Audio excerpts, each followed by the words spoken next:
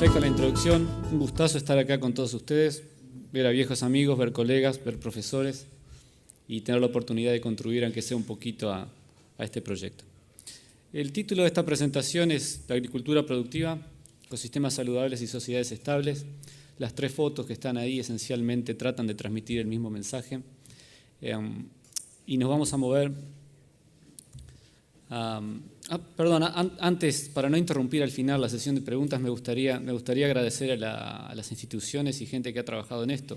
Sin duda, Fomin e INEA por la contribución académica y financiera, a los productores participantes, esto es esencialmente debido a ellos y para ellos, a Sebastián Massili y al equipo técnico de FUCREA, que ha sido excepcional desde todo punto de vista, y a un colega, a Gramenos Mastroianni, con el que he discutido algunas cosas de sustentabilidad y al que le he robado algunas ideas y espero que yo le haya robado a él más que lo que él me robó a mí. Bien, la estructura de la charla, vamos a discutir 5 o 6 diapositivas con contexto, hablar de los indicadores específicos de sustentabilidad a los que se refería el proyecto y algunas reflexiones finales. Hace 10.000 años más o menos que estamos embarcados en esta tarea de la agricultura.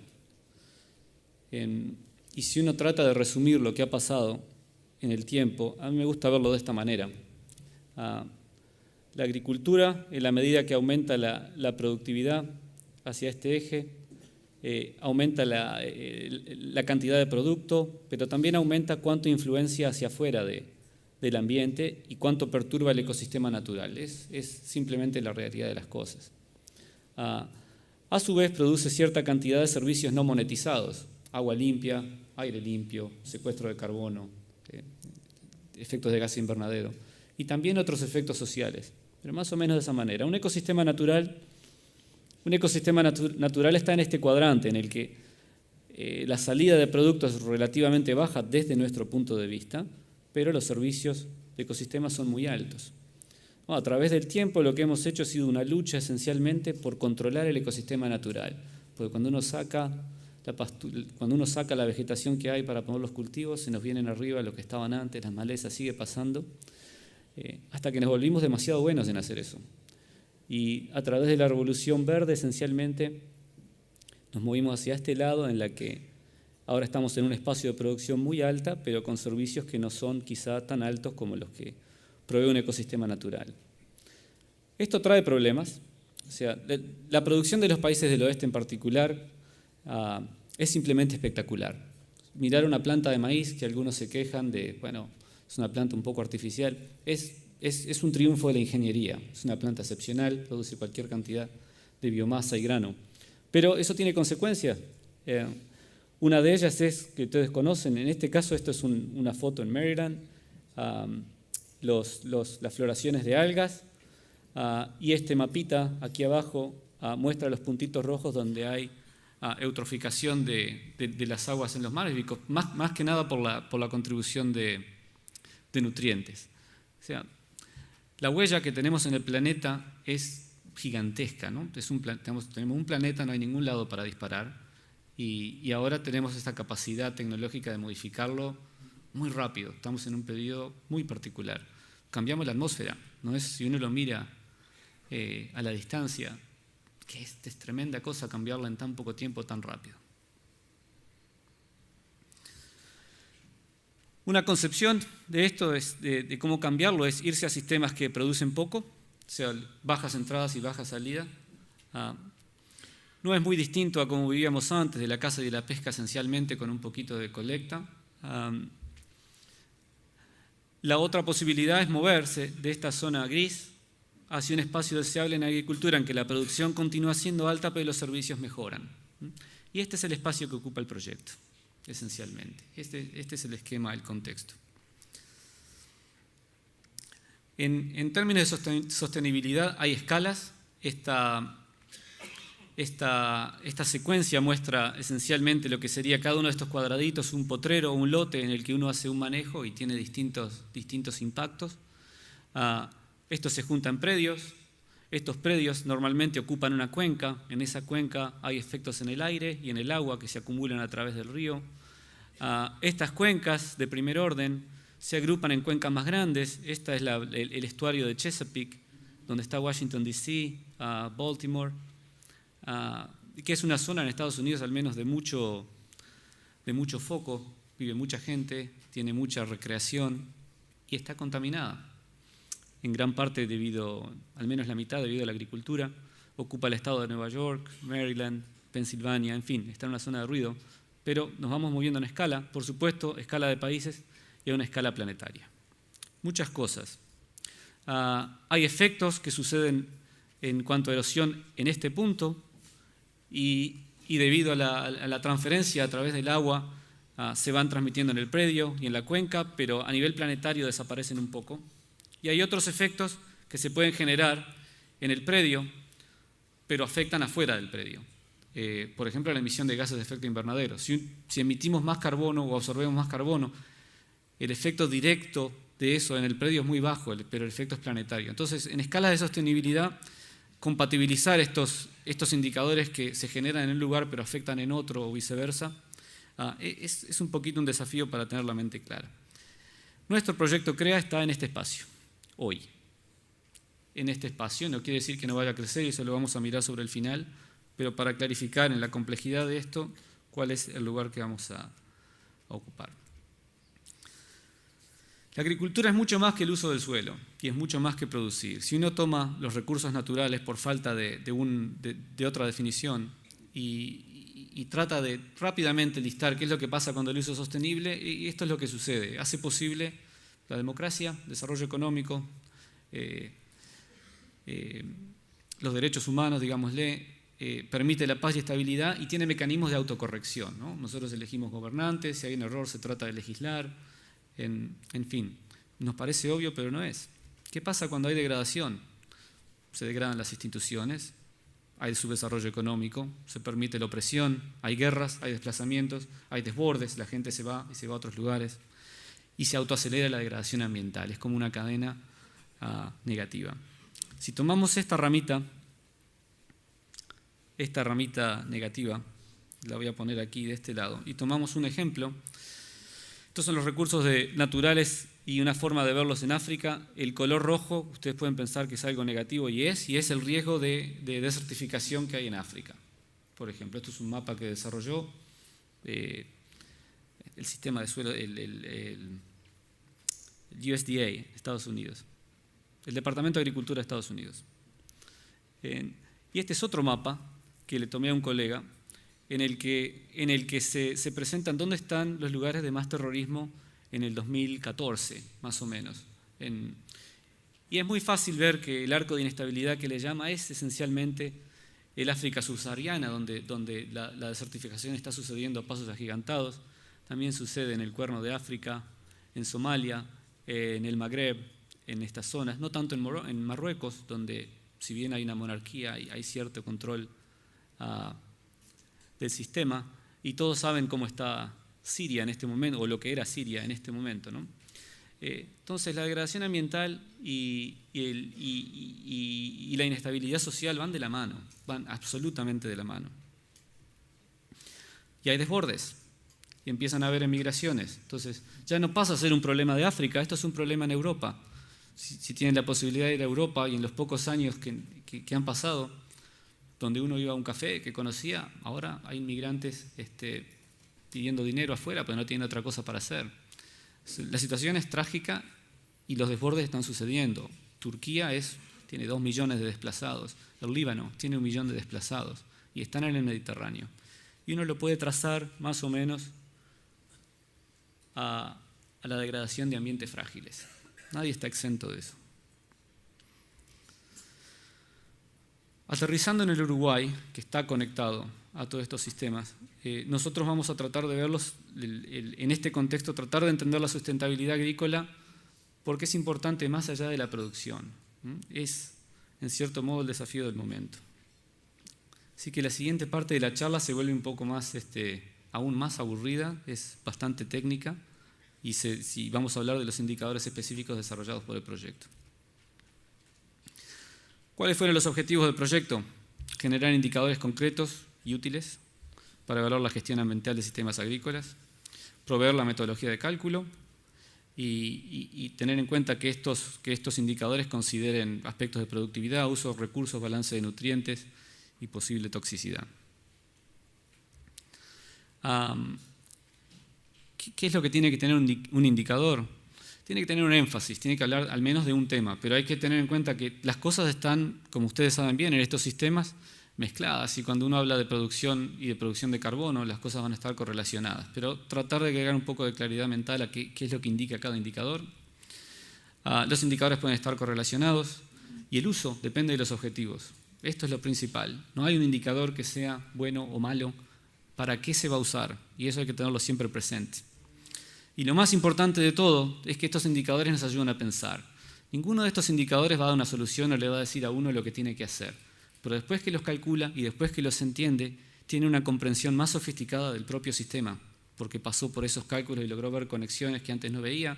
En fin, se despierta la cabeza haciendo estas cosas. Aquí es un ejemplo de un sistema de indicadores para visualizarlo en el que hicimos hace unos años.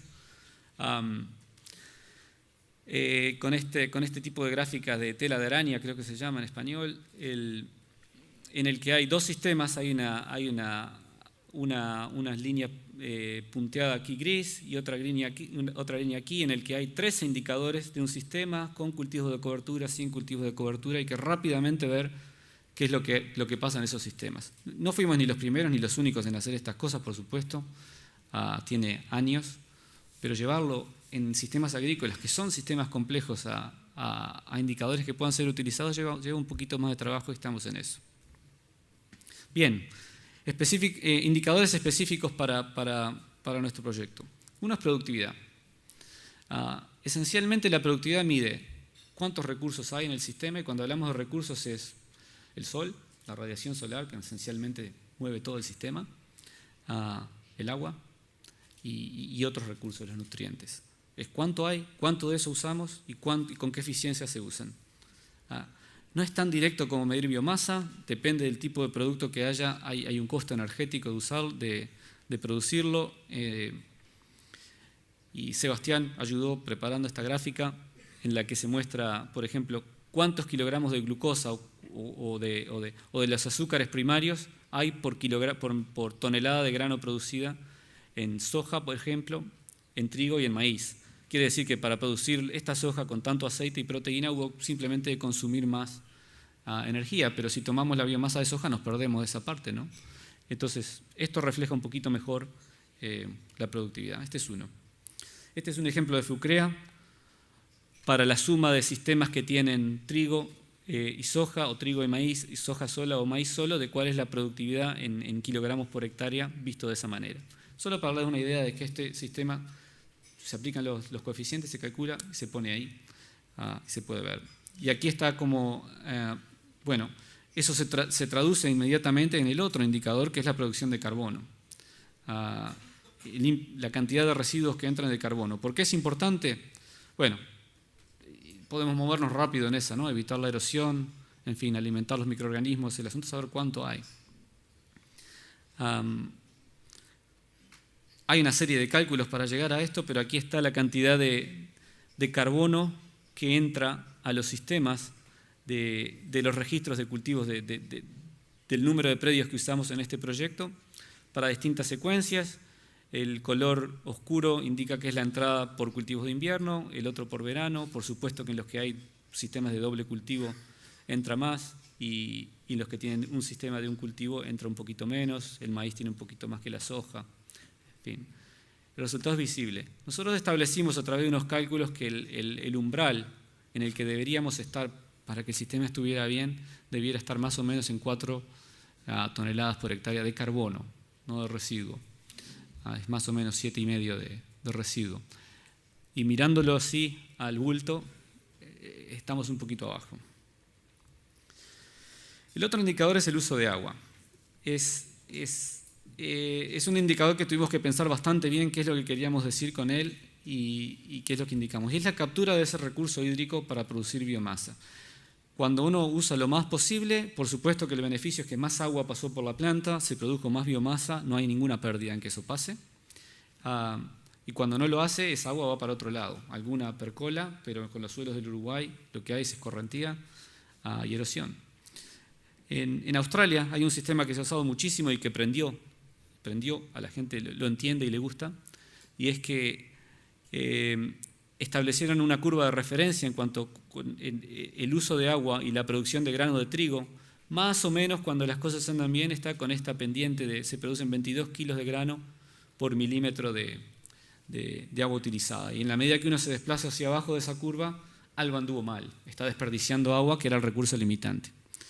Nosotros usamos un concepto similar. Yo encuentro un poquito entreverado, pasa por el grano, el trigo, en fin, aplica un cultivo y llevarlo a todo, tratar de generalizarlo a todos los sistemas. Y lo transformamos en precipitación por año en este eje y el agua transpirable o el agua que pasa por la planta. No la evapotranspiración total, sino que el agua que pasa por la planta. Y generamos esta curva límite a través de un modelo de simulación que es decir, bueno, los sistemas óptimos andan por acá. Este es el techo y llegar acá, a mi gusto, es virtualmente imposible a menos que uno esté en un sistema en el que tiene un poco de agua, lo riega cuando lo tiene que regar y le pega perfecto. Pero uno no controla cuánto llueve. Si llueven 50 milímetros y escurren 25, bueno, había poco para hacer 150 milímetros. Entonces, lo que uno tiene que esperar es que los puntitos estén por aquí abajo, en algún lado. Pero cuanto más cerca, mejor, en otras palabras. Entonces expresamos este índice en forma de números negativos. Cuanto más cerca de cero, mejor comparativamente. Y otra vez los agrupamos para todos para ver qué es lo que hay. Y hay, por supuesto, mucha variación, ¿no? Cuando hay un cultivo por año, esencialmente hay mucha agua que no se va a utilizar. Y es algo obvio. Es obvio, lo que esto permite es ver cuánto y pensar cuánto en realidad es que no estamos utilizando. Hay otros indicadores de nutrientes que reflejan el balance aparente de entradas y salidas y el objetivo de lo que uno quiere con este balance de nutrientes depende y no es malo que dependa. Porque si hay un exceso de nutrientes es bueno removerlos, porque si hay un déficit de nutrientes quizás es bueno agregar nutrientes a ese suelo. Y si hay que estar 0 a 0, es bueno hacer el manejo para que dé 0 a 0. ¿Qué es a lo que refería esto en este caso? Que es la extracción neta, es cuando hay directamente minería de nutrientes. Eso ha pasado históricamente en el mundo, en el que cuando exportamos grano nos estamos llevando nutrientes, algunos se agregaron con el fertilizante y otros no. Estamos exportando micronutrientes en muchos casos y en otros casos macronutrientes, que pueden ser un beneficio para el otro lado o una fuente de polución. Y en otros casos se puede agregar en exceso, en los casos en los que hay poco fósforo y llevar el nivel de nutrientes, elevarlo a un nivel más alto, justifica cuando los precios o por alguna razón se puede hacer agregar de más. Entonces es un poquito flexible y hay que saber cómo se va a usar este tipo de indicador. Bueno, y una gráfica para fósforo en la que se ve que esencialmente, honestamente, después de mirar los datos, de que el manejo de fósforo está muy ajustado para que no haya ni excesos ni pérdidas. Está relativamente bien, digámosle. Y en potasio, en el que en muchos casos o por muchos años teníamos suelos que tenían niveles de suficiencia, no se justifica económicamente reponer lo que se saca y lo que es una minería neta. Nitrógeno es más complicado, por supuesto, ¿no? Hemos dedicado la vida, mucha gente, a estudiar nitrógeno y aún hoy nos cuesta hacer un balance de nitrógeno en un sistema de producción como la gente. Entonces el indicador tiene un poquito de flexibilidad, tiene la demanda de exigir que calculemos cuánto entra de nitrógeno por fijación biológica. Hay fijación biológica de plantas, pero hay también fijación biológica de microorganismos que viven en la superficie del suelo, que puede llegar a 10 kilos por hectárea, 13. Y el cálculo de pérdidas es incierto, no es incierto por ignorancia, es incierto porque las condiciones en las que hay pérdidas de nitrógeno muchas veces no las podemos controlar. Lluvia, de nitrificación, la forma en que se agrega, también hay inhibidores de nitrificación, en fin, hay muchos condimentos al manejo de nitrógeno, pero para algún lado hay que mover el indicador. Me gustaría hablar un poco de uno que es muy crítico debido a la importancia de soja, al menos en los últimos años en los sistemas, que es cómo se calcula cuál es la fijación biológica de nitrógeno. No hay milagros en esto, no es fácil hacerlo.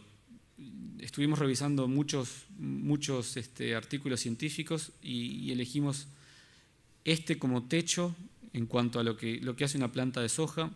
Les voy a mover rápido por la curva para decirles qué es lo que hay que ver.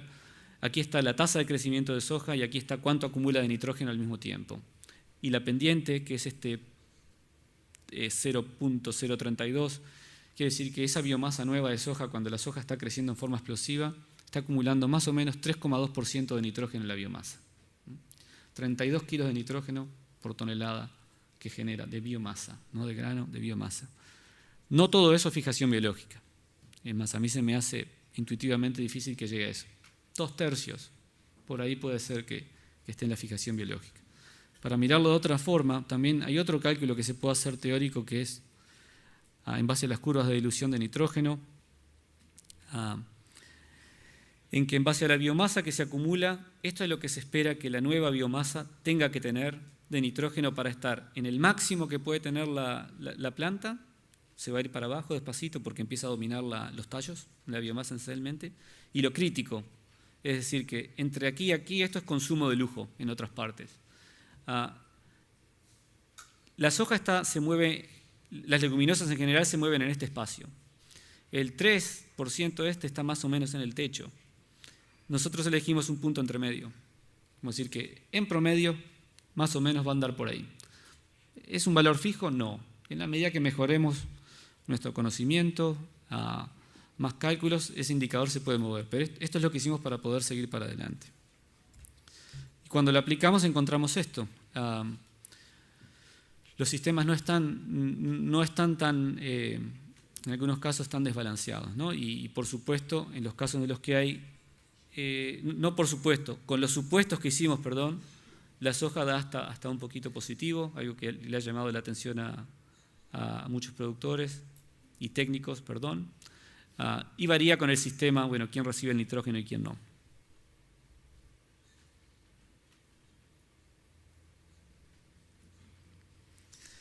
La cantidad de nitrógeno a veces no dice exactamente qué es lo que está pasando. Usamos un umbral en el que relacionamos la razón de las entradas de nitrógeno sobre las salidas. Si agregamos 130 kilos de nitrógeno, esperamos que se usen 100 y que 30 tenemos muy poco control, esencialmente, de que no se puedan perder.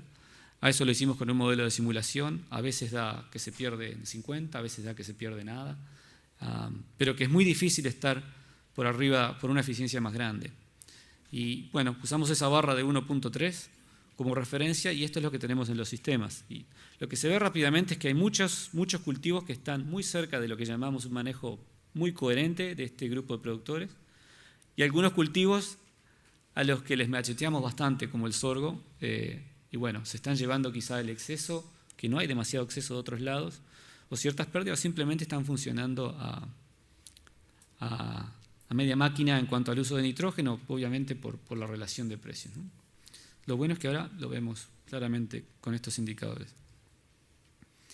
Los otros indicadores son los agroquímicos, son sin duda un poquito más delicados en cuanto al impacto en la sociedad. Y lo que queremos generar es cómo pensamos acerca de ellos. Definimos usar un sistema que considera la toxicidad para mamíferos o abejas como forma de medirlo. Los químicos que van a afectar este indicador van a ser los herbicidas, los fungicidas y los insecticidas. Digamos que para mamíferos y abejas se reparten un poquito en cuál pesa más los herbicidas, en cuál pesan más los insecticidas. Los fungicidas tienen un impacto muy bajo. Depende de la dosis y de la toxicidad de cada uno. Y digamos que hay que tener ciertas precauciones en cómo se usa y se interpreta esto y todavía estamos a mitad de camino, porque no es solo la toxicidad, pero qué pasa con él cuando se aplica, dónde se retiene, si hay degradación o no, cómo afecta a las cadenas tróficas y cuáles son los verdaderos umbrales de daño, ¿no? para los distintos actores del ecosistema. Y es aún más interesante, hay cosas que pasan con los agroquímicos que pasan en nuestros propios sistemas y este es un trabajo que hizo una estudiante absolutamente brillante en nuestro equipo y les doy un resumen muy cortito, por ejemplo, de los nicotinoides. Este es el resumen de la aplicación de nicotinoides en esencialmente en estos principales cultivos de Estados Unidos, y como ven, después del 2004, la subida en la aplicación de nicotinoides en la semilla es esto nada más. A ver, creo que a veces me alejo del micrófono. En la semilla nada más subió explosivamente. Bajó la de otras cosas, pero esta subió. Y esto se empieza a encontrar en el agua. 2 semanas después de la siembra de soja y maíz empieza a aparecer en el agua, en el medio oeste de Estados Unidos.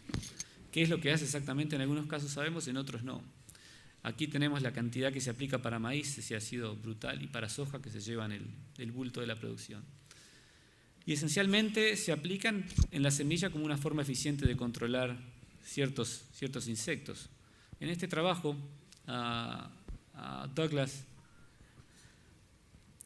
mostró, por ejemplo, que por supuesto que en este caso el rendimiento de las parcelas de ellas respondió a la población de soja. Lo interesante fue ver que cuando había, por supuesto, más plantas, el rendimiento fue más alto, pero a los que se le había aplicado nicotinoides tuvieron el rendimiento más bajo. Hubo un efecto. ¿Y cuál fue el efecto? Es que las babosas no son sensibles a los neonicotinoides, se los comen, y a las babosas se los comen los escarabajos. Y los escarabajos se intoxicaban con los nicotinoides y se morían. Y entonces quedaban más babosas y se comían las plantas de soja. Entonces, en este caso, hubo un efecto en la cadena trófica negativa para el propio sistema. Entonces, aprender todas estas cosas no es fácil. ¿Cómo se captura esto en el indicador? No sabemos todavía. Son cosas que vamos aprendiendo en la medida que miramos y los vamos tratando de incluir. Sebastián preparó esta gráfica para mostrar cómo se verían algunas cosas. Esencialmente es simplemente graficando cuál es la toxicidad para mamíferos de insecticidas que ahora no se usan más en soja. Endosulfán, por ejemplo, es muy alto, y hay otros que realmente son, comparativamente tienen un efecto muy bajo. Es decir, hay espacio para un manejo adecuado de plagas en el que se controlan estos factores, y el indicador inmediatamente dice, luz roja, este se va para arriba, cuando hay posibilidades de hacerlo de otra manera. Estos fueron indicadores usados al bulto. Ahora vamos a pasar rápidamente por cómo se ven estos indicadores en un grupo de predios que están ahí. Espero que en forma que no se puedan discernir exactamente quiénes son. Hay una tabla con los valores, cuál es la unidad del indicador, cuál es la media que se observó en los predios para cada uno, cuáles son los valores mínimos, cuál es el máximo, cuáles fueron las referencias. Algunas las queremos todavía definir, otras no tenemos una forma de poner un umbral, o esta forma cambia, entonces es mejor no tomar riesgos y ponerlo aquí. Para decir, obviamente no vamos a mirar los números uno por uno, pero hay una media. En este caso la media, por ejemplo, está un poquito por arriba de la referencia en algunos casos, pero hay un rango, hay un lugar para trabajar en los sistemas. Aquí está lo que se ve por predios. Están tapadas la identidad de los predios, pero cada uno de estos representa un predio. Y aquí está la cantidad de residuos. Esta rayita roja se puede comparar con esta esta barra azul, y en general están muy bien. Ustedes pueden ver que en estos casos seguramente hay sistemas que tienen más cultivos de primera, en estos más doble cultivos, y así va. Esta es los milímetros de ineficiencia en el uso de agua. También hay sistemas que tienen, no necesariamente en el mismo orden, hay sistemas que tienen déficit más grandes que otros. O sea, hay variación, hay espacio para trabajar. Este es el balance de nitrógeno. Realmente hay muchos sistemas que están por debajo de lo que nosotros le llamamos un nivel, debajo del umbral que consideramos promedio, 1.3 de un manejo coherente de los nutrientes de nitrógeno. Bueno, y un poquito de lo que ya vimos para el balance de fósforo y potasio. Potasio es el que da negativo, pero hay casos, hay productores en los que hay realmente una aplicación importante de fósforo. Entonces, lo que nos permite ver esto no es ir y culpar o buscar, es pensar rápidamente. Si tenemos que corregir, bueno, hay que ir a las columnas altas, a los que se desplazan más. Y dentro de cada predio va a haber variaciones también, porque tiene muchos potreros y en cada potrero es una historia. Y aquí están, esencialmente, estoy reproduciendo la tesis de Brusona y Serpa, en los que hicieron un resumen de estos indicadores Para predios, estos son los distintos potreros de un predio, y en este caso es el uso de nitrógeno. Por ejemplo, acá tenemos un caso en el que anda un poco corto, esta es la media ponderada del predio, y algún caso en el que está un poco alto.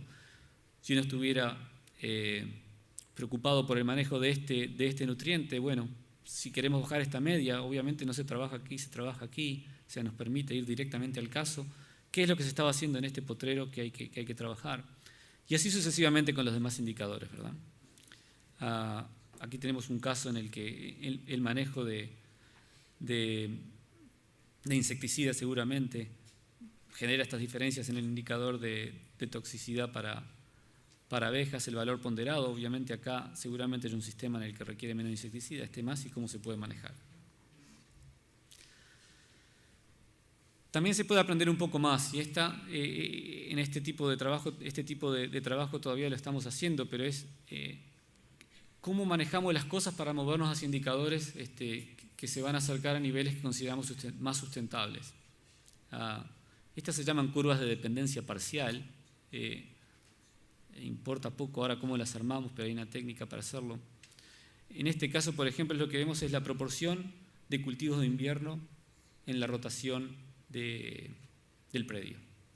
En 4 años hacemos los cálculos para llegar a cuánto es de cultivo de invierno en ese predio. Bueno, en ese caso, la entrada de carbono, que es lo que está graficado aquí, aumenta en la medida que subimos más o menos arriba. Cuando hay un 50% de cultivos de invierno, llegamos a los niveles más altos de entrada de carbono. Cuando hay cultivos de cobertura, también se llega a ese nivel. No es por la entrada de carbono del cultivo de cobertura, es porque un sistema con cultivos de cobertura seguramente está favoreciendo un sistema de maíz y sorgo de primera, en el que cuando hay mucho maíz y sorgo de primera también se llega a los niveles más altos. Y esta curva que da caramelos esencialmente es que no es el que define las entradas de carbono en el sistema. También se puede hacer para por ejemplo, las unidades de toxicidad de mamíferos, y honestamente los análisis que hemos hecho no hemos encontrado nada. Quiere decir que no se relaciona bien a ningún tipo de manejo. Y como dice Sebastián, esencialmente lo que está diciendo es que hay un espacio para hacer las cosas bien, no es que uno no puede hacer tal cultivo o no puede hacer tal cosa porque se va. Bueno, es que hay un espacio tremendo y es muy y se refleja en que no encontremos esta relación.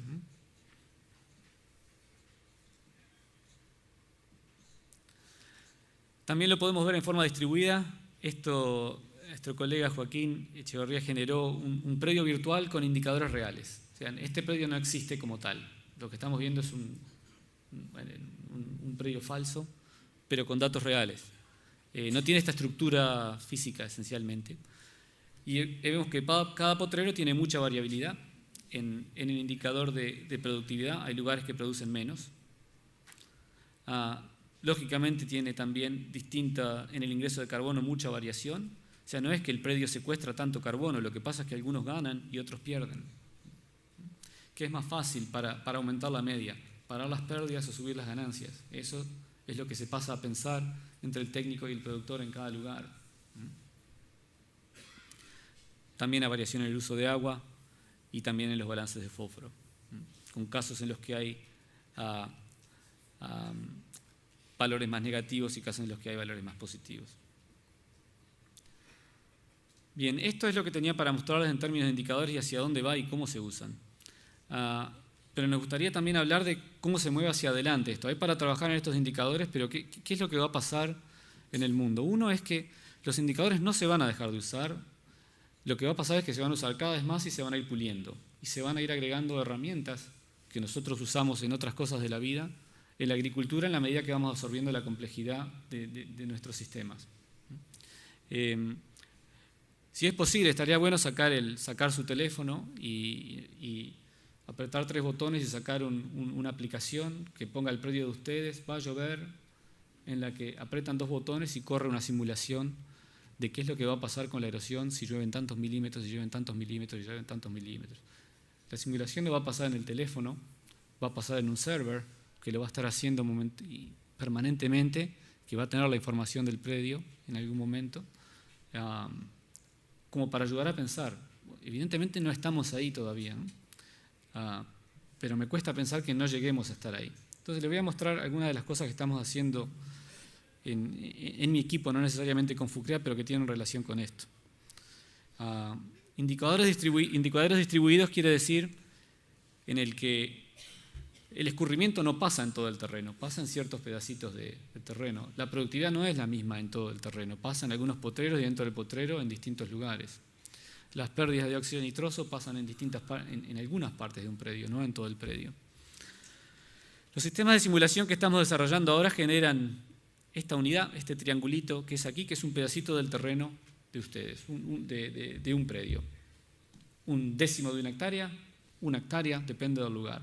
Y ponemos muchos triangulitos juntos para representar un potrero y el grupo de potreros y simulamos todo lo que pasa ahí. ¿Qué quiere decir con simular? Quiere decir que cada día, en algunos casos cada minuto, se simula cuánta agua entra, cuánta se va para el costado y entra a la grilla vecina, cuánta percola y se va al agua, a la napa, y por la napa se mueve directamente al río y recarga el río de agua, del río se evapora, de las plantas se evapora, en fin, hacer todo en el sistema.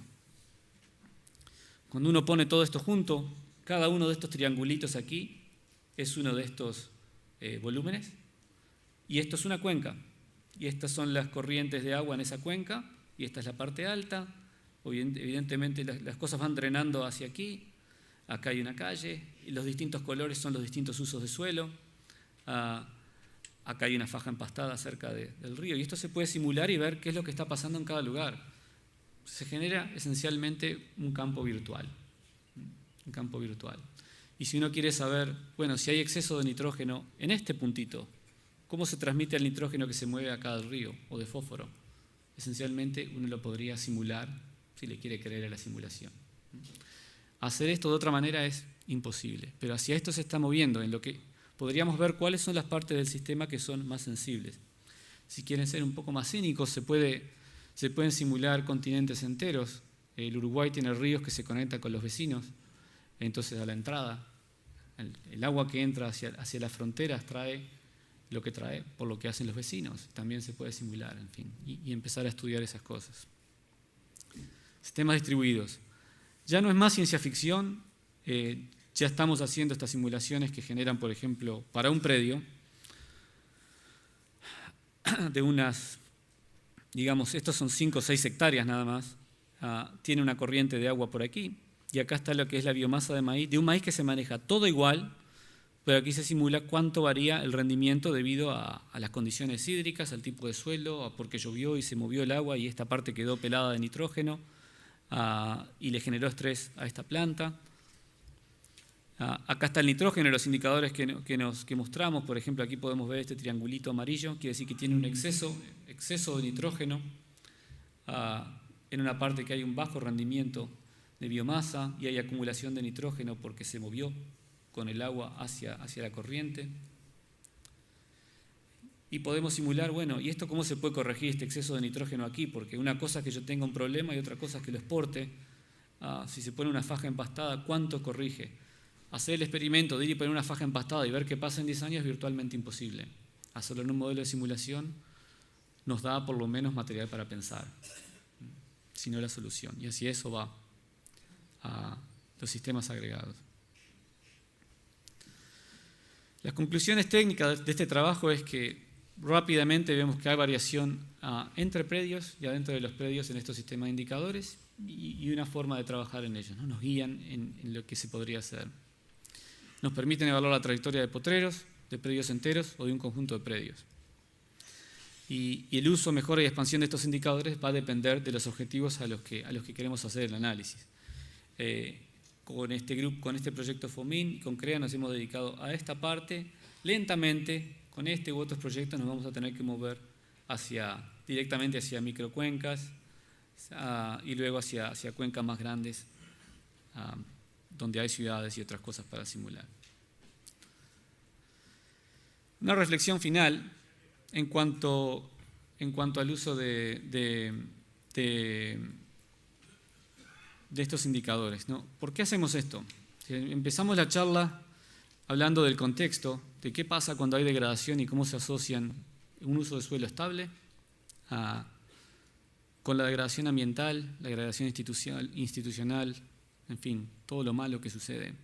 Nosotros estamos en el medio de esa discusión. Cada sociedad tiene algo que resolver, algo grande, algo que hay un tirón, tironcitos chiquitos, pero a veces un tirón grande. Yo soy de la idea que cuando viene el tironcito chiquito es mejor que venga de una vez el grande y resolverlo. Y ahora estamos en el medio de eso. Es que el desafío para nuestras sociedades, que son sociedades democráticas, es si podemos resolver esta tensión entre desarrollo y ambiente correctamente.